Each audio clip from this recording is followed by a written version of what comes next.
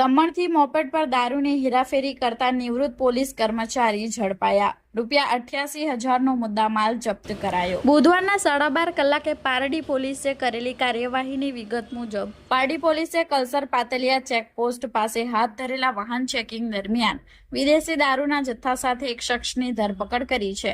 તપાસમાં બહાર આવ્યું છે કે પકડાયેલા મુખ્ય આરોપી લોટનભાઈ ગણપતભાઈ વાડીલે નિવૃત્ત પોલીસ કર્મચારી છે. પારડી પોલીસની ટીમ ચેકપોસ્ટ પર હાજર હતી તે દરમિયાન દમણ તરફથી આવી રહેલી એક મોપેડ નંબર GJ15EP0087 ને અટકાવવામાં આવી હતી. મોપેડની તલાશી લેતા તેની ડિક્કી અને આગળના ભાગે રાખેલા બોક્સમાંથી ભારતીય બનાવટની ઇંગ્લિશ દારૂની બોટલો અને બિયર મળી આવ્યા હતા.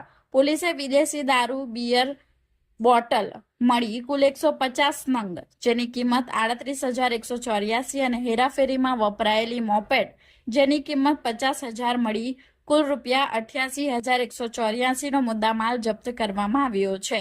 આરોપી લોટનભાઈની પૂછપરછમાં જાણવા મળ્યું કે તેઓ આ દારૂનો જથ્થો દમણથી લાવી વલસાડના મોગરાવાડીમાં રહેતા આનંદ મહેશ પટેલને આપવાના હતા. પોલીસે આનંદ પટેલને વોન્ટેડ જાહેર કરી તેની શોધખોળ શરૂ કરી છે. પારડી પોલીસે આ મામલે આરોપીઓ વિરુદ્ધ પ્રોહિબિશન એક્ટ મુજબ ગુનો નોંધી કાયદેસરની કાર્યવાહી હાથ ધરી છે.